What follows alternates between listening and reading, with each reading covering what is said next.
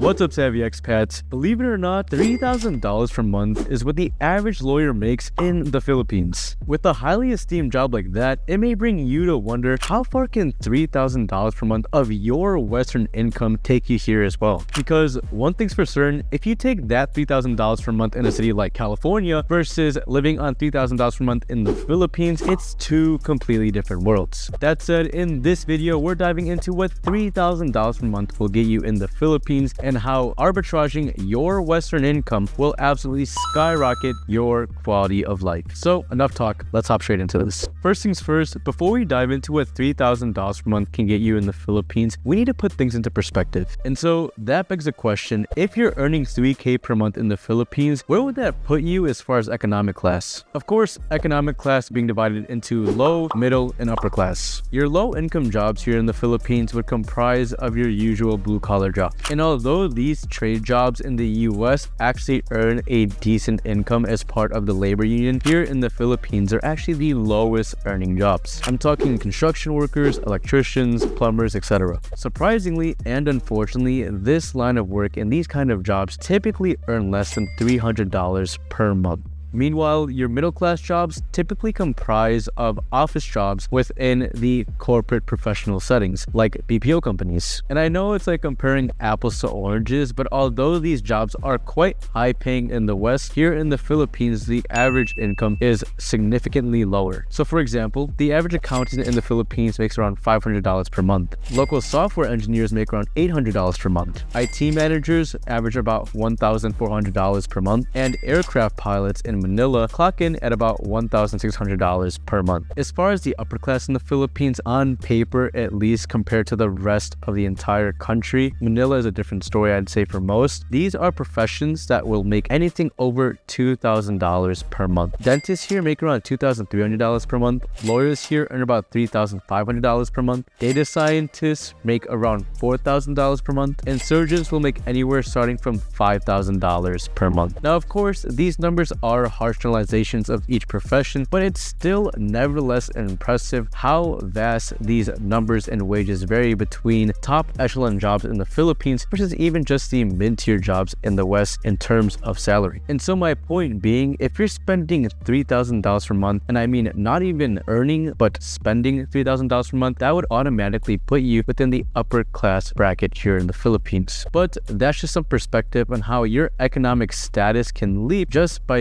arbitraging your Western income here in Southeast Asia. Now, it goes without saying, one of the biggest determining factors of where you can live in the Philippines comes down to your budget. And with the budget of $3,000 per month, you can practically live anywhere in the Philippines, of course, with the exception of the high-end residential villages of Dasmariñas Village and Forbes Park. So say you were to live in one of the well-off cities of Manila, say, for example, Makati or BGC, with a budget of $3K per month, you're afforded a very solid lifestyle here. Because I've met and also interviewed other expats that are living here in BGC, of course granted with a minimalistic lifestyle, on $1,500 per month budget. Now, of course, they're a little bit more frugal with how they spend, that goes without saying, but all the necessities are well covered on that $1,500 per month budget. But again, do keep in mind to have a 1.5K to 2K budget per month in Manila does come with having a more minimalistic lifestyle. Eating out less and instead cooking at home, less exploring around the city or the nearby provinces, relatively smaller rental unit, you get the gist. But you double that budget up to $3,000 per month, and then this is where you get a lot more wiggle room to spend on the mini luxuries within Manila. I'd say on this budget, as long as you're not going ham, you can eat out nearly every day, you can splurge on weekend trips and experiences around the city, get massages often, try nightlife if you fancy that, and truly live the retired lifestyle. And so retiring on $3,000 per month, even if it's in one of the most expensive cities within the country, is completely doable. And as a matter of fact, I do advise, if you're planning on retiring or moving to Makati or BGC, your sweet spot budget should be roughly $3K per month. Because if you're working with a 1.5K or 2K per month budget, your money will definitely go further in one of the more affordable cities outside of Luzon, say Iloilo City and Cebu City. So let's say you're not into city life. What would that 3K per month look like in one of the outside provinces? Well, as cliche as it may sound, with $3K per month, month in one of the provinces of the Philippines, you would be living like a king. Needless to say, everything within the provinces of the Philippines are far more affordable than within the city of Manila. As for food, you're spending no more than $5 per meal, your utility expenses are low, and when it comes to rent, 1K per month will afford you a pretty sizable home. And another luxury that comes with having this budget is being able to afford house help and other done-for-you services. In the US, of course, it's only the top 1% that can afford to hire house help like maids, drivers, nannies, and cooks. And honestly, to make 3K per month in the US, you'd still be falling into the middle class, unable to afford a completely lavish lifestyle. But when you take that 3K per month to the Philippines, you truly get to experience two things. Number one, the power of the current 56-to-1 favorable peso to dollar exchange rate. And two, how cheap services are here in the Philippines compared to other Western countries. So let me break it down for you. Let's say you were to hire a maid to handle your household cleaning affairs. The average maid salary here is $200 to $300 per month. Likewise, to employ a nanny, that'd be roughly 15K pesos per month, or also $300 per month. And if you were to hire a driver on call to take you anywhere, anytime, 24/7, then in that case, that would cost you roughly $500 per month for their base salary. And so those are just a couple of the house help services that you can hire on $3,000 per month. Also, quick announcement, applications are open for our one-to-one expat relocation program. If you're planning on relocating to the Philippines within the next 1 to 4 months from now, our services will handle the entire logistical process for you. From finding and securing your condo's lease to handling your visa, I'm here to hold you by the hand, saving you time and money in the long run. That said, if you're looking for a white glove service such as this, book a call with me in the link in the description down below, and I'll see if we're a good fit to work together. Alright, now back to the topic at hand. So what we'll do now is a cost of living breakdown of what it will look like to spend 3K per month in the Philippines. The cheapest units that you'll find here is $600 for a small studio unit, but I can imagine if you're coming here on 3K per month, you're of course looking for something bigger. And so, just a word of advice, if you're looking for quality units around the city of BGC, the sweet spot budget to deal with is 60K pesos to 70K pesos per month. In dollars, that's roughly $1,200 to $1,400 per month for a decent quality unit, okay size, near the heart of the city. If you go any higher than that, let's say you up the budget to $2,000 for your rent, I wouldn't say that the units vastly differ in size, but more so in furnishing. So that's your first expense. As an example, a quality unit near the heart of the city, and let's say that costs you $1,400 per month. And needless to say, that comes with the amenities like gym, pool, and round-the-clock security. Your next biggest expense, especially in Bonifacio Global City, will be your food.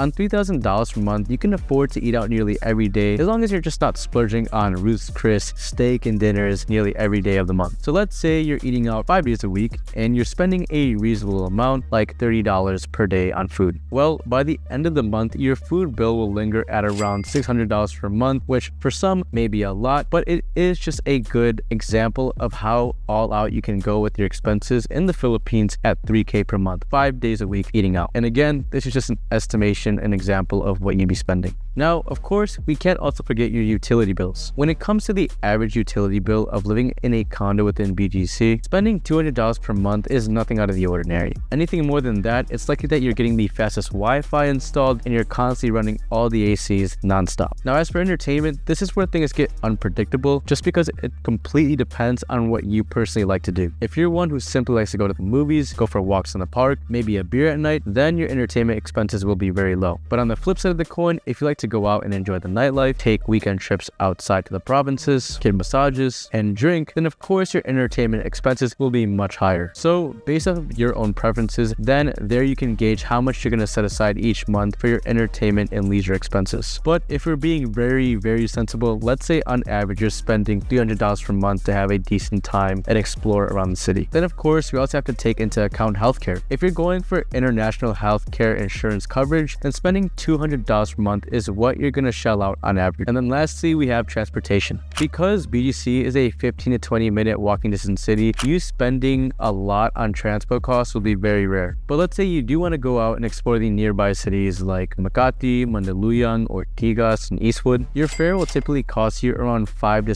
$3,800. So by the end of the month, your transportation costs will likely average at around $100 per month as long as you're not traveling too far out. That being said, if we calculate all your expenses together for a high quality lifestyle within the most expensive city in the country, your costs will clock in total at around $2,800 or $2,800 per month in Manila. And then of course, if we're talking a 3K per month budget, you still have a little bit more wiggle room to spend. Then again, this is a hypothetical example. Some months you'll be spending more, and other months you'll be spending less. But all in all, to be able to eat out as often as this, get massages, take weekend trips out, and enjoy the affordable services that the Philippines has to offer, this is a great quality of life here on 3K per month. And so there you have it, savvy expats. There is a depiction for you of what $3,000 per month will afford you in the Philippines. And as always, if you're planning on moving here but you need a bit extra guidance, we always have our free 15-step checklist resource in the link in the description down below. In this checklist, I run you through the initial steps you need to take for a smooth transition to the Philippines. From finding your rental to navigating the visa and banking processes, we cover all of this in this guide. And so thank you for watching, savvy expats. As always, it was a pleasure, and we'll see you in the next video. God bless.